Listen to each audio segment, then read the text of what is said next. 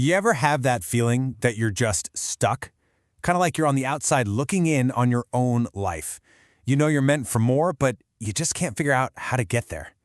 Well, that's what we're diving in today. A path to restart, refocus, and rebuild your way to the life you were absolutely meant to live. Man, that one really hits home, doesn't it?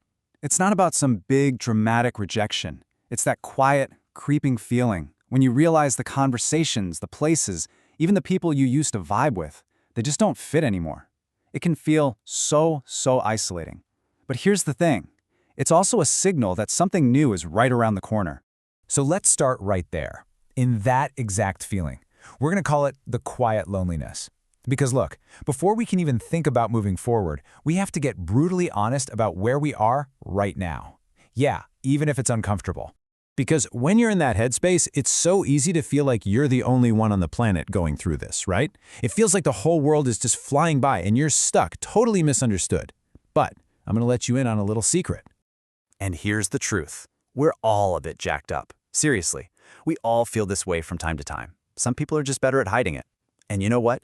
Realizing that this is a universal struggle, that's the key that unlocks the door. Just accepting that, right here and now, is the very first step. Okay, now here's a really powerful way to look at this. That feeling, it isn't a sign that you're failing. Not at all. It's actually a sign that you're growing. They call it growth loneliness. It means you are literally evolving beyond your old self.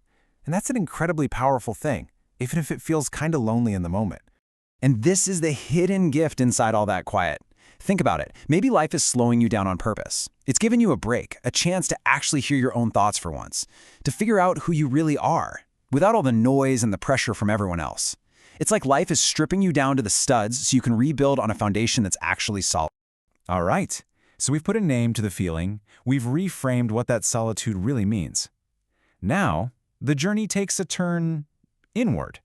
Because the real fight, the real obstacle, it's not out there in the world. It's in here. And this, right here, this is the whole ballgame. We spend so much time thinking we're fighting this external battle. You know, the world versus you. It's our circumstances, it's our critics, it's the competition. But the real war, the one that actually matters, that's happening inside. It's you versus you. It's you against your own fear, you against your own doubt, and you against every single excuse you've ever made. So how do you win that internal battle? Well, it's not about finding some easy, magic answer. It's about having the guts to ask yourself some really hard questions. Let's be real. Most of us live our lives on autopilot, right? Chasing these goals that society tells us we should want. It's time to break that pattern.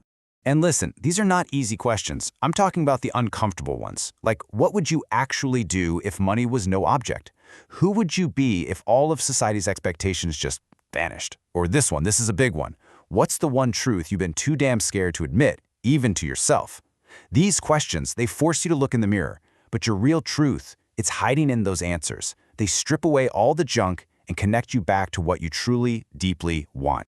Okay, so answering those questions is one thing, but actually acting on them, that's a whole different story. And that brings us to our next major point, the price of greatness. If you want to build a life that is authentically yours, you have to be willing to embrace the struggle. Just let that sink in for a second. It's not that we're afraid of being inadequate. We're afraid of being powerful beyond measure. Isn't that wild? We shrink away from our own potential because we're terrified of what it will demand from us. We're scared of the responsibility, the work, the struggle that comes with actually stepping into our own light. And here's the bottom line. Most people will always choose the easy way out. They'll choose comfort, they'll choose to blend in.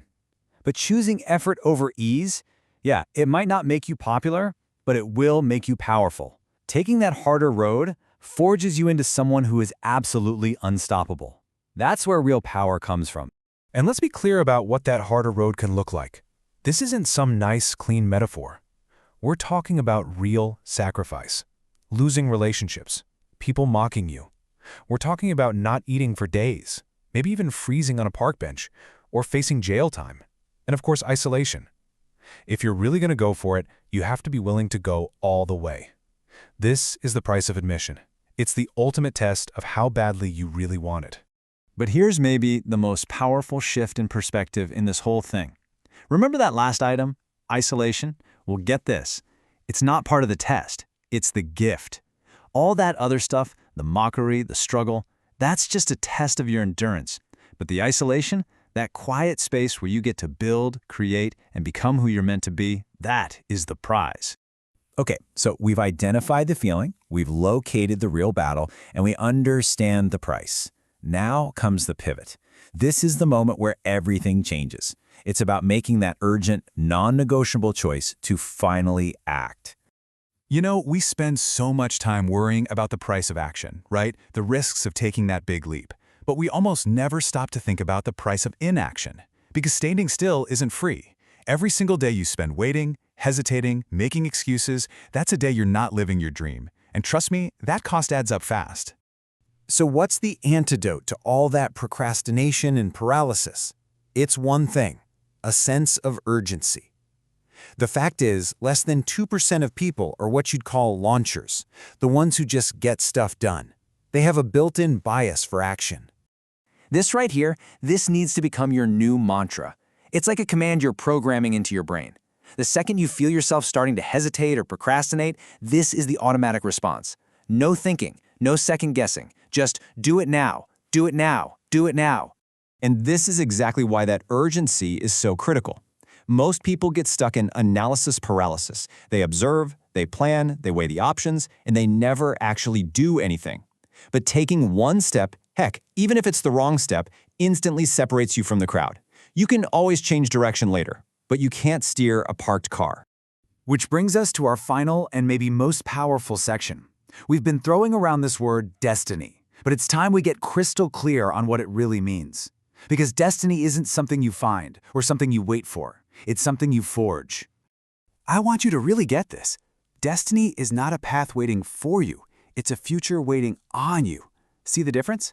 For you means you're just sitting back waiting for it to be handed to you. But on you, that means it's your move. It demands action. It demands responsibility. It's waiting on you to step up and create it. And that's really the bottom line of all this. It's not about fate, it's not about the stars aligning or some cosmic plan. The power to decide your future, it's been in your hands this entire time. All those things we talked about, the obstacles, the critics, your circumstances, they don't get the final vote. You do. So we're going to end with this. The only thing standing between you and your destiny is you. The comfortable you, the scared you, the you that's still waiting for the perfect moment, that version of you can't get there. You have to be willing to fight, willing to fail, and willing to forge a new you in the fire of that struggle. So the only question left is, what are you going to do about it?